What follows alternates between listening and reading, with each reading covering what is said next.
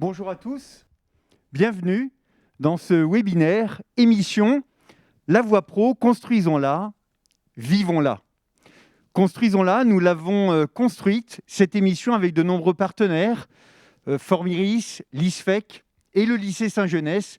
Nous en parlerons avec plus en particulier les BTS audiovisuels.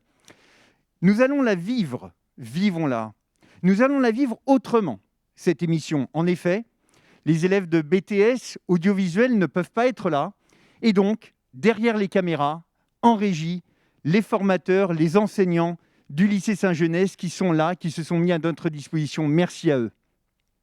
Durant cet après-midi, vous aurez le choix, la possibilité de suivre 4 thèmes. 4 thèmes, chacun de 40 minutes.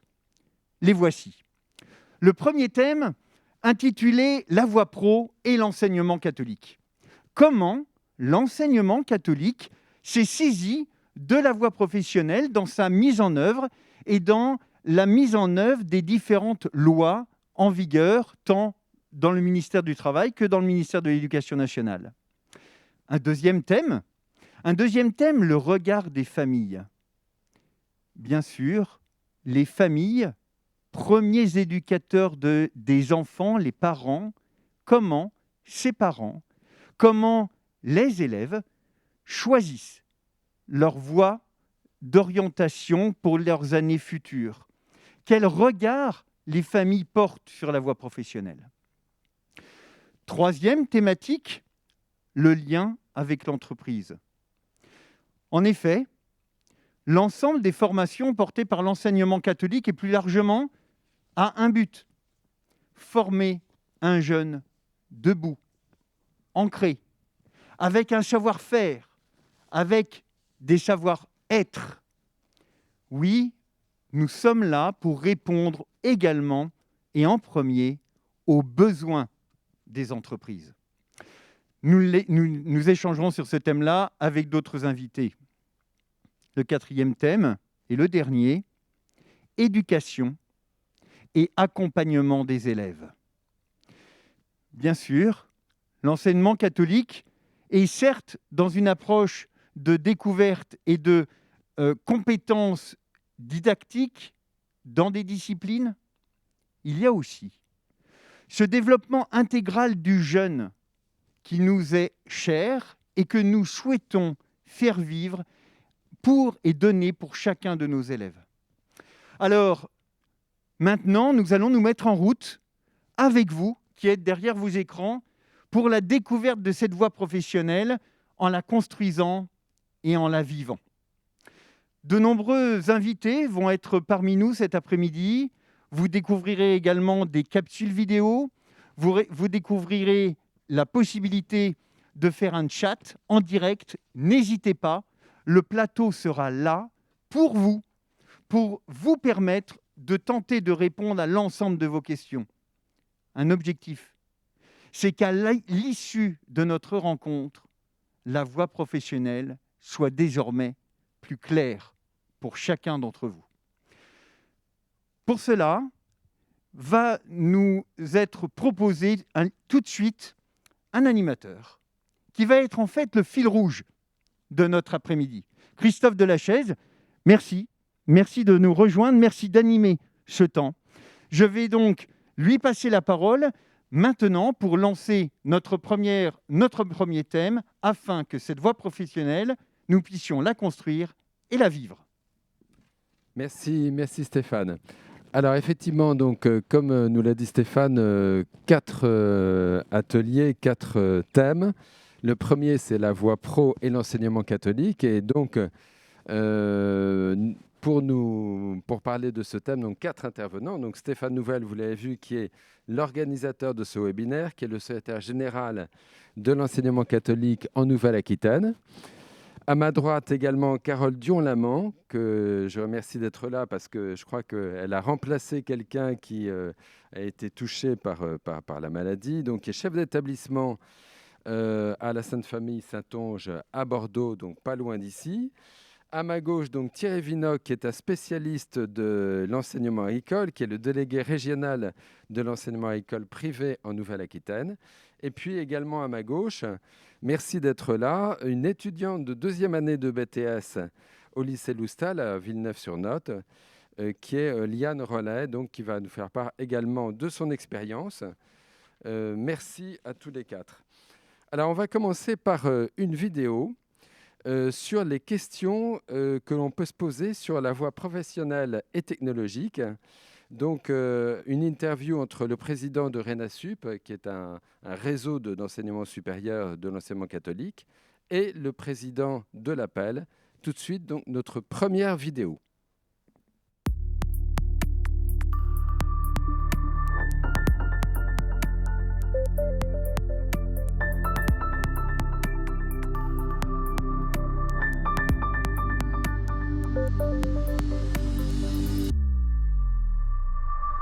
La voie pro, ce sont toutes les formations qui consistent à préparer un diplôme, par exemple du CAP, le bac pro, le BTS, mais aussi des bachelors, des masters, voire des diplômes d'experts comptables.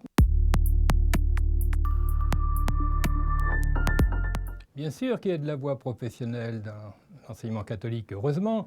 Rappelons-nous un peu nos précurseurs qui s'appellent Don Bosco, Saint-Vincent-de-Paul, De La Salle. Tous ceux-là ont déjà été chercher des jeunes dans la rue pour leur donner une formation professionnelle. Bien aujourd'hui, l'enseignement catholique scolarise plus de 300 000 jeunes dans ces formations pro. Au contraire, la voie pro est une voie d'excellence. Il faut que tous les types d'intelligence puissent se manifester, que ce soit pour des choses concrètes, des choses plus abstraites, et il faut répondre aux besoins de tous les jeunes. Lorsqu'on dit qu'on peut préparer un master ou un diplôme d'expert comptable, c'est quand même pour des bons élèves. On peut être capable d'abstraction, on peut être capable de gestes techniques et on peut être capable de se mettre en projet. Non, c'est pour tout le monde, garçon ou fille. Je crois qu'il faut sortir des clichés que l'on rencontre disant que c'est réservé à tel ou tel. N'oublions pas que l'objectif, c'est quand même de donner un métier à chaque jeune.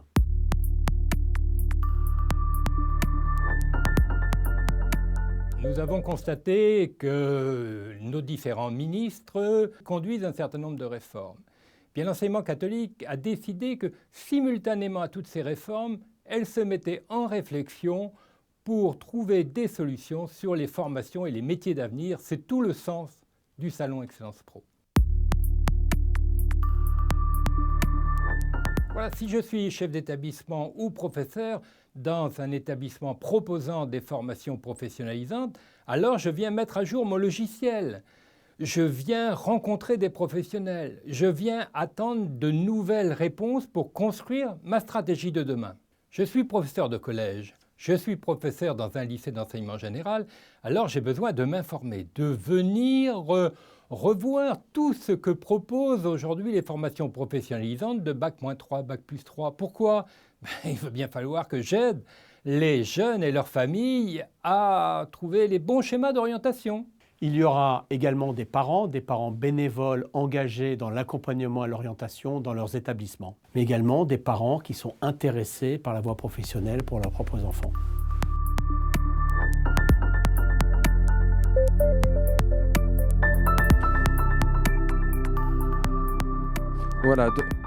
Voilà, donc on vient de voir la présentation générale des métiers de la voie pro. Donc je vais me tourner vers notre chef d'établissement qui est présente à ma droite, Carole Dion-Lamant. Est-ce que vous pouvez nous expliquer quelles sont les grandes familles de métiers dans l'enseignement pro ? Alors, ces familles de métiers donc, ont été revues par notre ministère de tutelle. En fait, l'ensemble de la voie professionnelle balaye tous les champs des activités que l'on retrouve au sein de nos entreprises, petites, moyennes ou grandes. On va être sur des familles de métiers aussi diverses que la construction durable, la relation client, l'aéronautique, l'aménagement par le bois, mais également des services à la personne, dont Liane témoignera tout à l'heure. Nous avons les métiers de l'alimentation, de l'hôtellerie. Énormément de champs professionnels sont servis par cette modalité d'apprentissage qui est donc la voie professionnalisante. Hein, je pense qu'il faut sortir de cette idée de la voie professionnelle, comme c'est indiqué ici, comme voie par défaut. C'est une opportunité. Je pense que c'est vraiment la première chose qui peut guider notre première table ronde. Cette voie professionnalisante est une opportunité pour nos jeunes et nos moins jeunes de trouver une place d'actifs dans la société d'aujourd'hui et de demain. Merci. Alors, Thierry Vinocq, vous êtes un peu le spécialiste de l'enseignement agricole. Est-ce que vous pouvez nous présenter les grandes familles de métiers dans le domaine agricole? Alors, c'est vrai qu'on connaît souvent l'enseignement agricole, j'allais dire, en fait, comme étant l'enseignement pour les agriculteurs. Et en fait, aujourd'hui, ça ne représente que 5 ou 10% à peu près des élèves, en fait, en quelque sorte, de nos établissements. Alors, on est très fiers de pouvoir former les fils d'agriculteurs, bien entendu, mais aussi on travaille sur d'autres champs d'activité. Alors, c'est le cas, en fait, de la production végétale, l'horticulture. Alors, je vais enlever les lunettes parce que là, ça va être compliqué. Voilà. Le champ de la production végétale, l'horticulture, les vignes et vins, donc ça, c'est le premier champ. Le deuxième champ, c'est le champ du machinisme et de l'agroéquipement. Le troisième champ, celui de la biologie et de la recherche. Le quatrième, celui de l'environnement, les métiers de la nature, la forêt, l'eau, le paysage. Le quatrième champ étant celui des industries agroalimentaires, donc un secteur économique en fait, qui est vraiment très porteur en France et pour lequel on a du mal à trouver en fait, des jeunes. Le domaine du cheval, de l'élevage en général, qui plaît beaucoup, quelquefois plus aux jeunes filles qu'aux jeunes garçons. Surtout en fait le domaine de cheval, mais là aussi où on a besoin en fait de techniciens, on a besoin vraiment en fait d'ouvriers qualifiés, de techniciens supérieurs en fait dans ces domaines de l'élevage. Les domaines en fait de la vente et du commerce, parce qu'il ne s'agit pas uniquement de produire, il faut aussi savoir en fait vendre nos produits. Donc, qui a beaucoup de succès aussi. Hein. Alors le domaine de la vente et du commerce en fait fonctionne très bien, effectivement, que ce soit au niveau en fait bac pro ou BTS. Et puis enfin, le dernier domaine d'activité, c'est celui des services aux personnes et de l'animation en fait en milieu rural. Donc nous avons avec nous en fait Liane qui est une élève qui a suivi ses parcours de service à la personne et d'animation des territoires. Donc elle est plus à même que moi peut-être même de dire quelques mots là-dessus. Qu'est-ce que je peux rajouter sinon que le service à la personne est centré également en lycée agricole et professionnel sur le développement des territoires aussi, puisqu'on ne fait pas que du service à la personne, mais aussi du développement territorial avec les différents modules que l'on peut retrouver dans le BTS que j'ai poursuivi par la suite en développement territorial et animation. Voilà, donc des formations extrêmement variées, filière générale, mais aussi donc, filière agricole. Ce que je vous propose, c'est de voir la deuxième partie donc, du film qui va nous montrer aussi, et je crois que c'est une chose qui n'est pas connue du tout, la grande mixité entre les parcours scolaires et les parcours d'apprentissage. Donc, deuxième vidéo.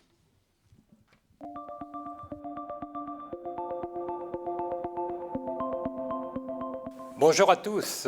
RENASUP est très heureux de pouvoir participer à votre journée de travail centrée sur les formations professionnalisantes. L'enseignement catholique cherche depuis plus de 3 ans à valoriser tous ces parcours de formation professionnalisante, c'est-à-dire qui englobent de Bac-5 à Bac+5. Aujourd'hui, le secrétaire général de l'enseignement catholique a missionné RENASUP et le CNEA pour opérationnaliser un certain nombre de textes qui ont été votés au Comité national de l'enseignement catholique. C'est dans le même esprit, d'ailleurs, que l'enseignement catholique a créé une agence, l'agence Excellence Pro, pour aider à la promotion de l'apprentissage. Nous devions organiser un salon, vous en avez entendu parler, nous l'avons même reporté la date, mais pandémie, voilà, nous est tombée dessus et nous avons été obligés de surseoir à cet événement qui devait être une belle réussite, une démonstration de ce que sont capables de faire nos établissements. Mais nous n'avons pas renoncé évidemment à la promotion de ces formations, de ces parcours. Dans les prochaines semaines, vous verrez apparaître une nouvelle plateforme numérique qui valorisera tous nos établissements et toutes les formations qui s'y passent. Dans cette capsule vidéo que nous vous proposons ce matin, nous souhaitons porter l'accent sur des changements marqués par le croisement des réformes, l'une étant portée par le ministère du Travail et l'autre étant portée par le ministère de l'Éducation nationale, jeunesse et des sports. Pour y répondre, à mes côtés, Jean-Marc Petit, délégué général de RENASSU. Bonjour. Alors Jean-Marc, intéressons-nous au lycée professionnel, notamment la loi Pénicaud, ancienne ministre du Travail, et qui en septembre 2018, a sorti une loi pour la liberté de choisir son avenir professionnel. Cette loi modifie en profondeur la voie professionnelle. Quel est, à ton avis, le dispositif le plus innovant que l'on trouve dans cette loi ? Alors, je pense qu'un des points majeurs qui, finalement, constitue bien la convergence entre ce qui a été défini par le ministère de l'Éducation nationale et le ministère du Travail, c'est cette possibilité, dès la sortie de seconde, qui doit être offerte à tout jeune, de choisir d'aller en première professionnelle, soit par la voie scolaire, classique, plein temps, soit par la voie de l'apprentissage. C'est vraiment quelque chose qui est symbolique de ces changements. Être capable, dans la voie professionnelle, de répondre à des jeunes qui ont finalement des profils différents, des niveaux de maturité différents, des objectifs différents. Et c'est ça qui est très important. Et ce qui est important aussi, c'est que quand ça se passe dans un lycée, eh bien, la réversibilité est possible. C'est-à-dire qu'un jeune peut, à un moment donné, se tromper. Il a continué en apprentissage et finalement, il se rend compte qu'il n'a pas la maturité, il n'arrive pas à suivre. Parce que l'apprentissage, c'est exigeant. Et tout ça, ça peut se faire à ce moment-là par un changement en terminale où il peut revenir dans la voie scolaire. Et réciproquement, d'ailleurs. Il peut, après une première de la voie scolaire, aller en apprentissage. Mais si tout ça a pu être possible, eh bien, c'est tout simplement parce que la loi Pénicaud a fortement revu la mise en place, les conditions d'ouverture d'un CFA et les conditions d'ouverture d'une formation. Parce que quand vous ouvrez de l'apprentissage en lycée, finalement, il faut que vous ayez un support qui est un CFA dont vous êtes une UFA, à moins que vous ouvriez votre propre CFA. Et on voit bien que cette possibilité va faciliter quelque chose aujourd'hui qui est nouveau, qui est très intéressant, qui est la mixité des groupes à l'intérieur des classes, donc à la fois avec une partie de scolaire et une partie d'apprentissage. Bien, merci. Alors, est-ce que ça a des répercussions sur les formats pédagogiques utilisés, même au lycée professionnel ? Oui, bien sûr. Pourquoi ? Parce que tout d'abord... Voilà, donc effectivement, on voit que les jeunes qui s'engagent dans la voie scolaire peuvent passer en apprentissage dans la voie pro et réciproquement. Donc c'est vraiment intéressant parce que ça aussi, ça va contre une idée reçue. Donc la possibilité de passer d'une filière à l'autre. Et dès lors, donc, on a une grande mixité dans les établissements. Donc Carole, c'est le cas chez vous au lycée de la Sainte-Famille. Comment vous l'expliquez ? Est-ce que vous pouvez nous dire les avantages de cette formule ? Alors en effet, la mixité et de parcours et de public, hein, puisqu'il s'agit bien d'une double mixité que nous vivons avec cette mise en œuvre de la réforme de la voie pro. Nous la vivons donc depuis 2 ans donc, dans l'établissement, à la fois sur des formations de type CAP, Bac Pro, mais également BTS, puisque nous avons donc tout le parcours de formation. Ce qui est frappant quand on rentre dans la mixité, c'est ce transfert de compétences. Il faut bien se rendre compte qu'un élève qui est en voie scolaire et qui part dans l'entreprise devient un salarié et du coup va changer de posture. Et quand il revient au lycée, qui est donc son centre de formation, il va amener avec lui les compétences de l'entreprise et il va provoquer une conversion finalement de l'enseignant avec un changement de posture de cet enseignant éducation nationale qui est face à un salarié et on va passer d'une relation d'enseignant à une relation d'apprentissage. Et ça, c'est vraiment extrêmement frappant et je pense que les collègues qui vivent la mixité des publics l'ont vécu comme moi depuis ces années. Et ça, ce serait vraiment le premier atout de cette mutualisation de compétences. Une montée de tous les partenaires de la formation, des lycées, des centres de formation et des entreprises. Deuxièmement, c'est cette possibilité d'avoir une formation passerelle. Selon la personnalité du jeune, suivant sa maturité, on va l'accompagner et lui proposer la voie de formation dont il a besoin à un moment donné. Les plus jeunes vont rester dans un système sécure, une voie scolaire, au sein de nos collèges ou de nos lycées. Et puis, s'ils sont assez matures, s'ils ont rencontré une entreprise avec qui ça fonctionne très bien, eh bien, ils pourront passer sous le mode salarié, apprenti, et du coup, changer de posture. Ce qui est intéressant aussi, c'est qu'on a vu avec la période Covid, c'est qu'on a des jeunes qui ont été lâchés par leur entreprise. Et dans un établissement comme le mien, où on présente à la fois le statut scolaire et le statut apprentissage, on a pu récupérer ces candidats salariés que les entreprises avaient malheureusement donc libérés, et ils ont pu terminer donc leur formation. Donc c'est vraiment une opportunité, c'est cette mixité de parcours et cette mixité de public.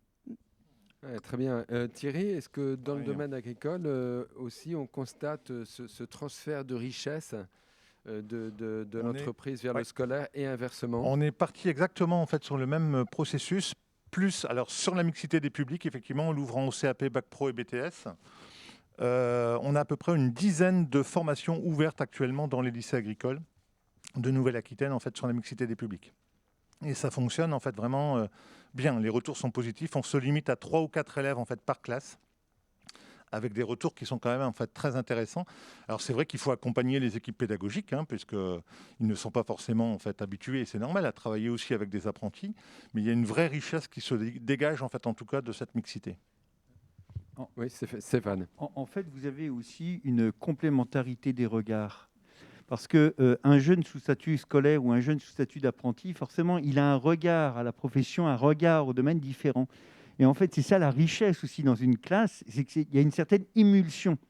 Parce que la mixité, on va jusqu'à la mixité dans la classe. Ça peut être tout ça dans une seule et même classe. Vous pouvez avoir les deux types d'élèves dans une classe. Donc en fait, il y a une certaine émulsion et un certain dynamisme. Alors ça veut dire derrière, pour les formateurs et les enseignants, un certain jeu d'équilibriste, forcément, mais ça fait partie de la vie là. Voilà. Mais en tout cas, c'est assez riche. Alors oui, effectivement, donc beaucoup de richesses. On va parler d'une autre richesse dans la voie pro également, c'est l'accompagnement personnalisé. Alors l'accompagnement personnalisé, c'est intrinsèque à l'enseignement catholique. Je pense que peut-être que ça a été un petit peu copié après par le public, mais c'est quand même la valeur de l'enseignement catholique. Est-ce que vous pouvez nous en parler, Carole, dans votre établissement à la Sainte Famille ? Alors, à la Sainte Famille, comme ailleurs, évidemment, nous sommes respectueux des demandes du ministère, à savoir que cet accompagnement personnalisé va proposer à nos jeunes la consolidation des acquis fondamentaux, le travail d'accompagnement à l'orientation et une nouveauté qui est un module de poursuite d'études. Ce qui est vraiment frappant avec cette réforme de la voie pro, c'est cette culture d'aller plus loin. Il faut amener nos jeunes au-delà du CAP, au-delà du bac pro, au-delà du BTS. Il y a une ambition pour nos jeunes qui rentrent en voie pro. Il ne faut plus avoir ce cliché de fin de parcours, de on s'arrête au bac pro et on va dans la vie active. Il y en a énormément qui franchissent le pas. Ils sont attendus en BTS et certains vont même, on va avoir des témoignages dans l'après-midi, jusqu'en école d'ingénieur. Au niveau de la Sainte Famille, je vais faire un petit clin d'œil à mes équipes de CAP MBC, donc maintenance des bâtiments de collectivité. Nous avons la chance d'accueillir une vingtaine de jeunes mineurs issus de l'immigration. Ce sont des jeunes allophones et l'accompagnement personnalisé prend un sens tout à fait particulier avec eux.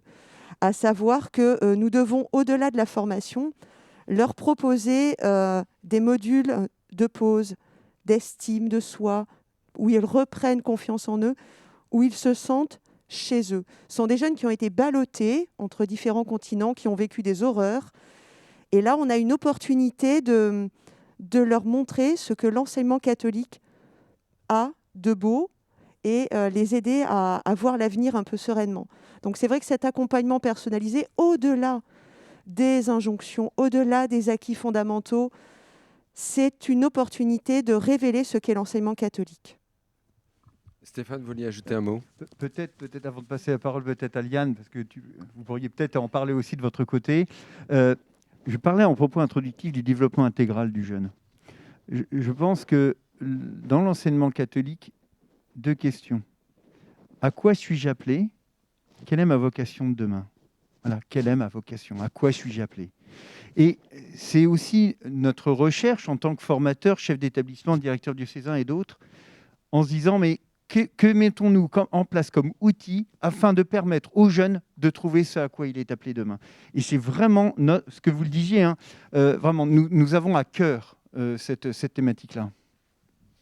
Alors, Liane, est-ce que vous pouvez vous témoigner en tant qu'étudiante de BTS sur cet accompagnement? Et puis après, on vous demandera aussi de présenter donc, les métiers dans le domaine agricole. Oui, oui, bien sûr. Alors moi, en tant qu'étudiante de BTS, je vais même remonter un petit peu plus loin, puisque j'ai eu la chance de goûter aux 2 enseignements, puisque je suis de base élève de l'enseignement général, puisque je suis titulaire d'un bac littéraire.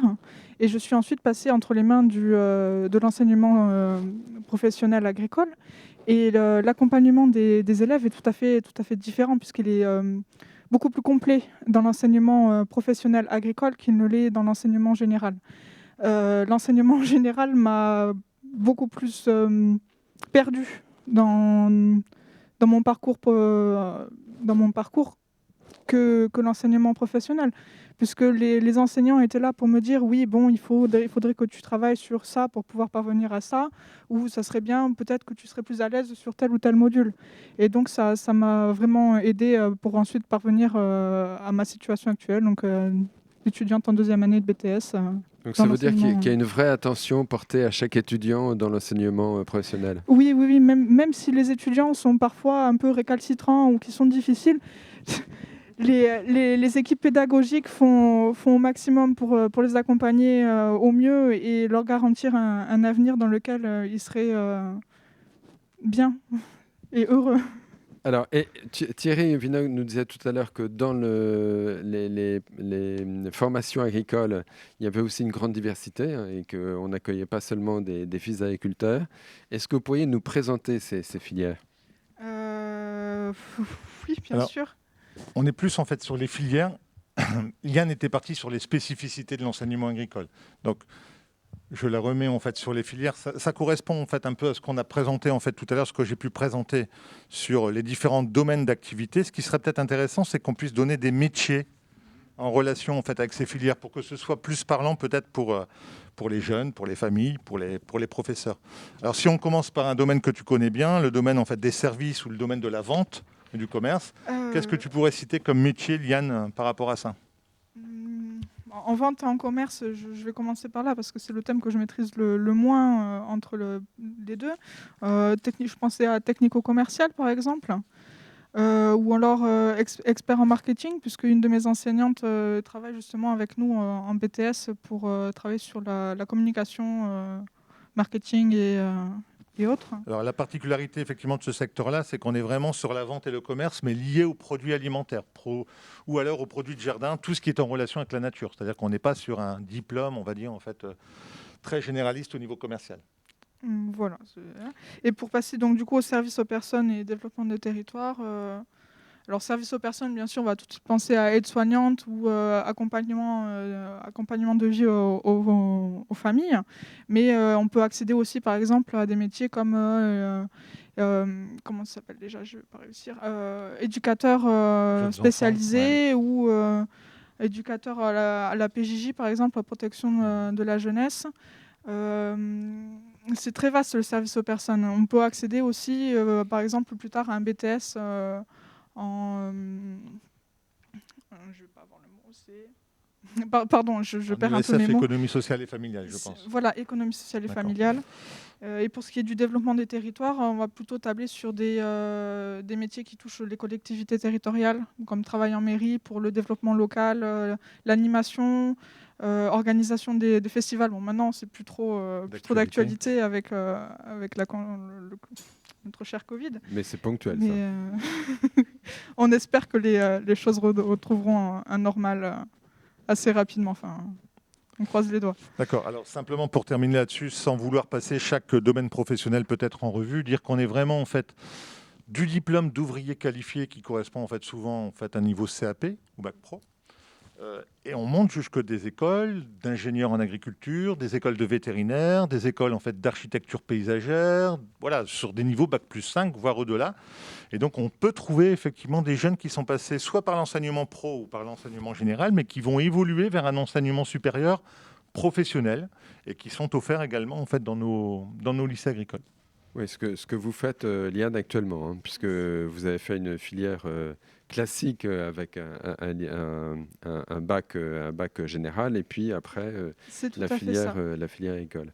Alors, ce que je vous propose, effectivement, comme le disait Thierry Vinocq, il est beaucoup plus facile, peut-être encore aujourd'hui, de progresser après le bac pro.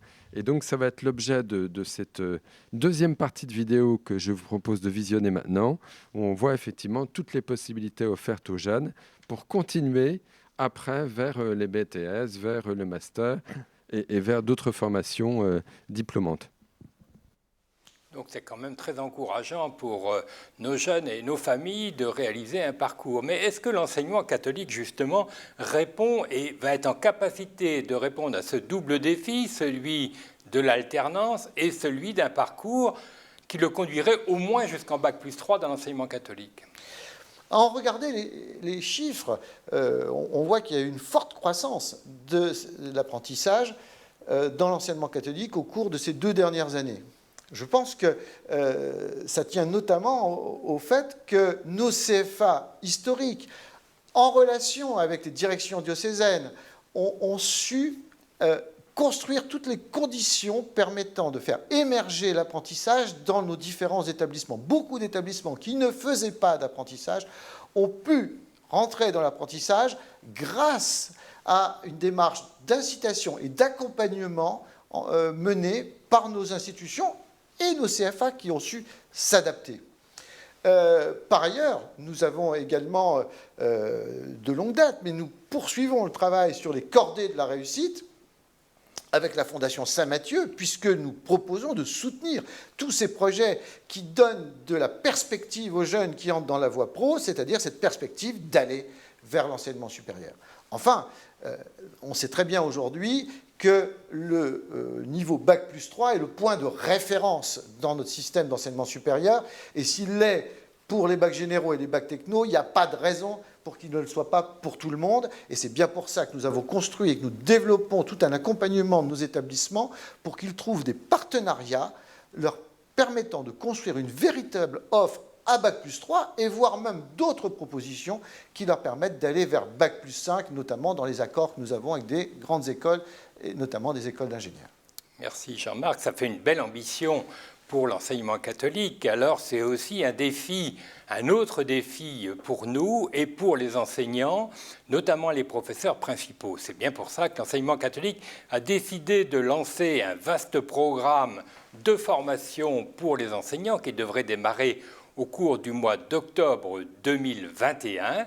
Et nous sommes très aidés par la FADEC, par l'École des cadres missionnés et par les organismes de formation qui souvent travaillent avec l'enseignement catholique. Vous allez trouver sur l'écran qui suit un certain nombre de références pour que vous fouilliez, que vous puissiez travailler la question de l'orientation de vos jeunes. Merci Jean-Marc. Merci.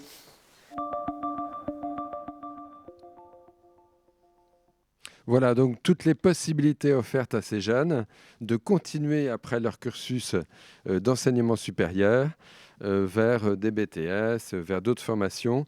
Donc ça, c'est aussi quelque chose qui est vraiment méconnu. Alors, il y a des questions des internautes et on va prendre la première question et je vais m'adresser donc à Stéphane Nouvel, en tant que secrétaire général de l'enseignement catholique. Quels sont les liens entre les établissements et les professionnels des différents milieux professionnels? Alors c'est vrai que on entend souvent les carrefours professionnels, avec les professionnels qui viennent pour rencontrer les élèves, pour rencontrer les étudiants, notamment plus les élèves d'ailleurs, en lycée, voire en collège, voilà aussi. Donc c'est vrai qu'il y a ce lien-là qui est là, où les professionnels viennent. Bien. Ensuite, il y a peut-être un autre lien aujourd'hui, c'est que, vous l'avez entendu dans le reportage, on parlait de la Fondation Saint-Mathieu et on parlait des différentes relations que nous pouvons avoir dans nos réseaux. C'est-à-dire que, pourquoi je parle de la Fondation Saint-Mathieu et des réseaux ? Parce que les réseaux des entreprises sont là pour venir aussi vers nous, et je pense que nous allons échanger sur ce point tout à l'heure, en se disant, nous, entreprises, nous avons besoin de 3 petits points. Et c'est-à-dire que notre priorité est de permettre de monter des formations qui répondent à un besoin. Donc, lorsque je vois cette question du lien entre l'enseignement catholique, les établissements, les entreprises, on va même plus loin. On peut aussi parler de lien avec le conseil régional. Il y a notamment en Nouvelle-Aquitaine les conférences territoriales qui se sont déroulées dans différents territoires de Nouvelle-Aquitaine. Ces conférences territoriales, elles permettent de faire quoi ? Elles permettent d'identifier les besoins d'un territoire. On a fait, entre guillemets, un audit en disant, voilà, quels sont les besoins économiques, quelles sont les perspectives de développement du territoire, parce qu'il faut toujours lier ça. C'est pas forcément, je ne vais pas créer une formation pour créer une formation. Je vais créer une formation insérante, dont le but numéro 1 est de permettre à un étudiant de demain de trouver un emploi. C'est ça. C'est pas parce que moi, formateur, j'aime bien les chevaux, pour reprendre tout à l'heure l'exemple de Thierry Vinocq. Non. C'est quels sont les besoins. Donc en fait, là-dedans, oui, les chefs d'établissement, directeurs diocésains et nous, CREC, qui organisons cet événement, nous sommes vraiment en lien avec les entreprises pour cela, pour mieux les écouter. Merci Stéphane. Alors, il y a une autre question. C'est un internaute qui demande pourquoi la voie professionnelle n'est pas plus visible plus tôt dans les écoles et les collèges. Alors, je ne sais pas si Thierry... Moi, je veux bien essayer d'apporter en fait une réponse. Alors, c'est vrai que dans nos lycées, parce que c'est un constat qu'on fait tous, on essaie d'inviter de plus en plus les écoles et les collégiens à venir visiter nos lycées pro. Et ça, c'est une invitation qu'on peut lancer à tous les collégiens, tous les directeurs, tous les professeurs principaux. C'est n'hésitez pas à solliciter les lycées pro pour aller visiter les installations. Dans l'enseignement agricole, on a au niveau collège des classes de 4e, 3e de découverte des métiers, en fait, en quelque sorte, qu'on appelle 4e, 3e de l'enseignement agricole, qui permettent justement de découvrir les métiers post-3e. Bon. On trouve que, alors bien sûr, ça s'adresse à des élèves qui, quelquefois, ont déjà un projet professionnel bien défini. Par contre, les élèves qui ont plutôt un bon niveau, on va dire en 6e, 5e, et même plutôt quelquefois, eux ne connaissent pas trop l'enseignement professionnel parce qu'ils ont un parcours en fait tellement linéaire qu'on ne leur montre pas ce que c'est que l'enseignement professionnel. Donc on a tout intérêt effectivement à renforcer ce lien-là et à permettre aux collégiens d'aller dans les lycées pro, dans les CFA, pour découvrir en fait tout simplement ce qui se fait. Tout à fait. Donc, une autre question qui va un peu dans le même sens, des demandes sur les classes passerelles au sens large. Carole, est-ce que vous voulez répondre ou... Oui. Alors, on entend par classe passerelle donc, des classes qui permettent de passer d'une formation à une autre. Il faut savoir que ça s'inscrit dans cette dynamique de mixité des parcours dont on parlait tout à l'heure. La classe passerelle est un des moyens. Nous avons aussi tous les mini-stages, nous avons aussi les séquences d'immersion qui permettent de découvrir les formations. Un point saillant de cette réforme de la voie pro, c'est les temps d'orientation. Il y a un premier temps d'orientation à la fin de collège, comme évoquait Thierry tout à l'heure, et un deuxième temps en seconde bac pro, puisque nos secondes bac pro sont des secondes de détermination. Excusez-moi. On est en seconde famille de métiers. Et du coup, notre jeune peut passer d'une famille de métiers à une autre, ou bien peut, au sein d'une famille de métiers, partir d'une formation vers une autre. On a le droit de prendre du temps, on a le droit de se tromper. Et ça, c'est très sécurisant pour un jeune qui construit en pas à pas son projet. Donc ces classes passerelles, c'est l'ensemble d'un dispositif. C'est un nouvel état d'esprit, en fait, au niveau de l'accompagnement à l'orientation. D'accord. Alors, il y a beaucoup de questions. Alors, merci. On va prendre peut-être la dernière question affichée. Enfin, il y en a encore deux, mais la dernière pour rester vraiment dans notre timing. Je ne sais pas si Stéphane veut y répondre. Où trouver des formations pour les profs principaux. Mais évidemment, parce que les professeurs ont un rôle fondamental, parce que s'ils ne parlent pas des formations professionnelles, enfin de la voie pro aux jeunes, personne ne va leur en parler. Stéphane. En fait, merci de cette question, parce que en fait, pour orienter un jeune dans une filière professionnelle, encore faut-il que les enseignants connaissent bien la filière professionnelle. Voilà. Donc, vous l'avez entendu tout à l'heure, nous avions Yves Ruellan qui disait qu'il y avait une formation qui aurait dû débuter en octobre 2021. Il y a des formations qui existent, notamment en lien avec Formiris. Voilà, donc j'invite justement les enseignants là-dessus à se référer au catalogue de formation de Formiris. Aujourd'hui, c'est déjà une première formation. C'est-à-dire qu'il faut prendre cette émission comme une formation différente. Et donc là, vous voyez, on l'a vu tout à l'heure, peut-être que certains d'entre vous qui êtes derrière votre écran, vous avez découvert les différentes familles de métiers. Et vous n'entendiez voie professionnelle qu'avec des sigles. Mais en fait, non, ce sont aussi des domaines. Donc la première des formations, c'est bien de comprendre qu'aujourd'hui, eh bien, la voie professionnelle, c'est une addition de familles de métiers. Voilà, déjà, première découverte. Et ensuite, nous irons plus loin. Il y aura d'autres temps, nous en parlerons au fil de l'après-midi et en fin d'après-midi également, sur les différentes formations que nous proposerons, mais déjà en lien avec Formiris. Alors, juste, on va prendre la dernière question. Avant Parcoursup, on pouvait aller de Bac Pro à l'université. Est-ce toujours le cas, Stéphane ? Alors, on pouvait aller Bac Pro à l'université. Bof. Voilà, c'est pas forcément le... Voilà. Dites-vous bien que derrière le Bac Pro, il faut quand même voir quels sont les différents secteurs. Parcoursup existe. Ça, oui. Oui, voilà, c'est ça. Et après, il faut mieux choisir sa filière en fonction de son domaine. Vous voyez, vous êtes en Bac Pro, donc dans une certaine famille de métiers, là encore. Et donc derrière, ce qui peut déboucher sur telle ou telle formation, pour le coup, confère Parcoursup, dans lesquelles les formations rebondissent avec des attendus. Et donc, quels sont les attendus en lien avec ma formation ? Mais peut-être... Non, Thierry, vous vouliez dire quelque chose là-dessus, non ? Donc voilà. En tout cas, voilà, l'important, c'est Bac Pro, orientation derrière, en lien avec son domaine. Voilà, merci de ces explications. On est au bout de notre temps. Alors, juste pour cette première partie, c'est notre premier thème. Donc, enseignement catholique Bac Pro. Vous avez vu déjà qu'au cours de ces premiers échanges, tous les avantages que nous intervenons, alors merci Stéphane, Carole, Thierry et notre jeune étudiante de BTS, merci beaucoup pour les réponses, mais on voit tous les atouts de ces formations Bac Pro. On se retrouve dans 5 minutes pour notre deuxième thème qui va être évidemment le rôle essentiel joué par les familles. Merci à vous, à tout à l'heure.